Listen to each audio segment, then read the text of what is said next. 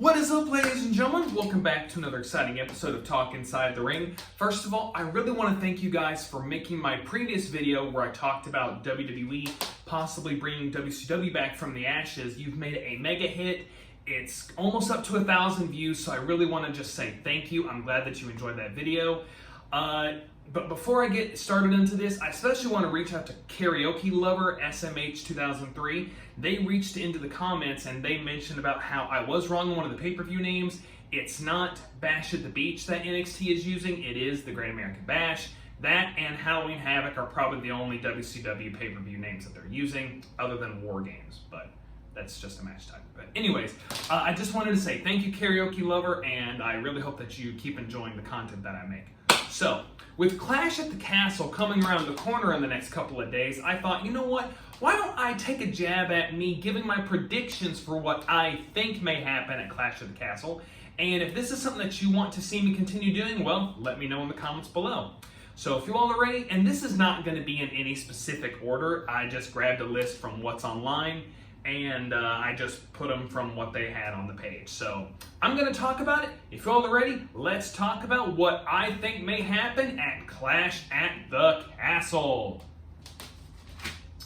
Okay, so first things first that was on the list is the World Heavyweight Championship match between Drew McIntyre and Damian Priest. And we know that McIntyre is getting a one-on-one match with Priest due to him winning his match with Finn Balor. So it's going to be one-on-one. Now, I still want to see Priest with the championship, but what I think is going to happen is I think they're going to continue the rivalry with CM Punk, and that when McIntyre is really close to winning, Punk is going to end up costing him the match, and Priest walks away still your World Heavyweight Champion, thus continuing the rivalry with CM Punk and McIntyre. So that is my prediction, Priest with the win.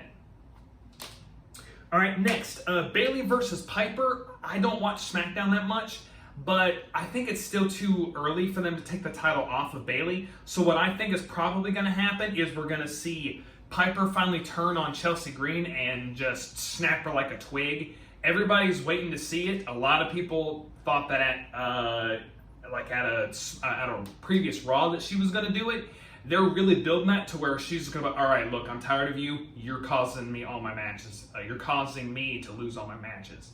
So I'm thinking Bayley's going to win and shenanigans are going to ensue at the end of the match. So Bayley for the win. All right, so I'm going right on into the main event. Cody Rhodes versus AJ Styles in an I Quit match for the WWE Universal Championship. I still think it's way too early for them to take the title off of Cody. And I know a lot of people really want to see Cody and Orton at some date. So I think that we are going to be getting Cody getting AJ to say the words, I quit.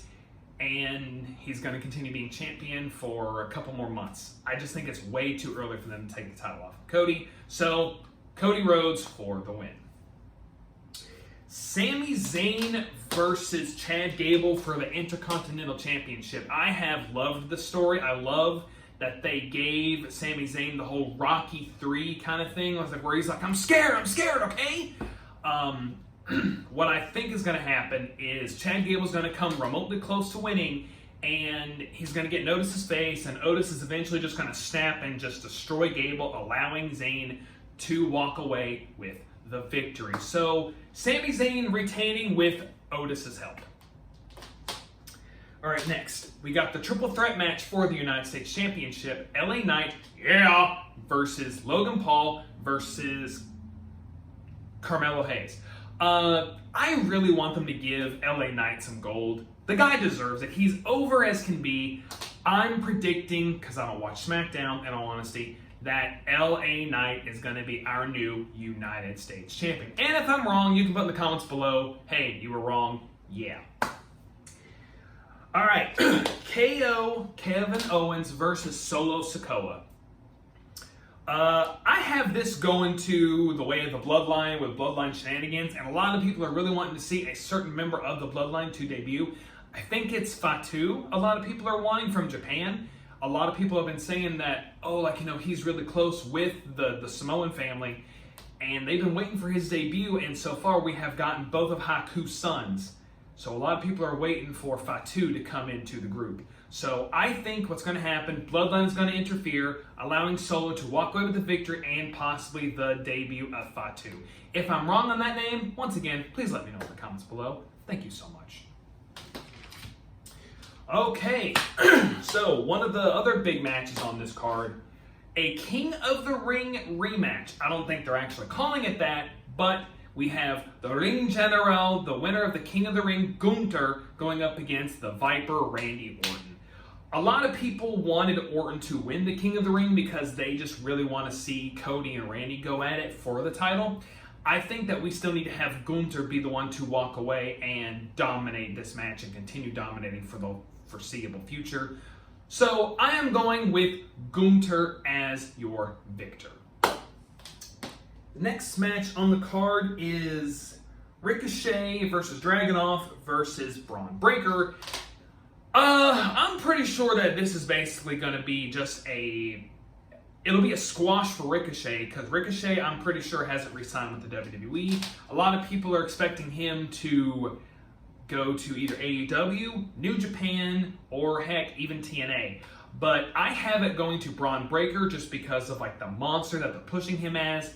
And I'm pretty sure like we'll get some stuff by Ricochet. Would it be awesome if Ricochet was able to get like a quick victory? Yes, to have him go out on a high note, but I'm pretty sure Braun Breaker is going to just pick both men up and snap them like twigs. So I'm going with Braun Breaker as your victor. And we have the last match, which is kind of odd, Sheamus versus Kaiser.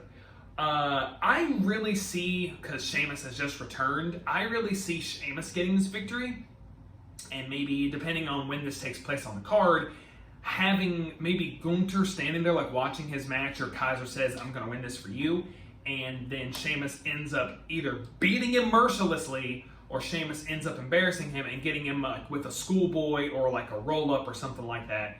But I'm giving the win to Sheamus. Now, before I wrap this video up, I have a I'm not 100% sure, but I think that this is supposed to be when we see Uncle Howdy, or we're supposed to see something involving the Wyatt Six, because a lot of like the QR codes and stuff, and from what I remember on the Not Sam Wrestling podcast, the date has been something associated with 6, and we know that is in June. I think that we may be seeing, this isn't me predicting, I think it's possible that we might be seeing either one of the members of the Wyatt Six or something involving Uncle Howdy, maybe at the end of the show. So, guys, put in the comments below, are you even excited for Clash at the Castle? Who do you think is going to win? I really want to know. Guys, once again, do not forget to give that big elbow to the like button and spear the subscribe button for the 1, 2, 3. And I'm hoping to join you all as we all watch the clash that is going to happen at the castle. Have a good day, guys. I'll see you next time in the ring.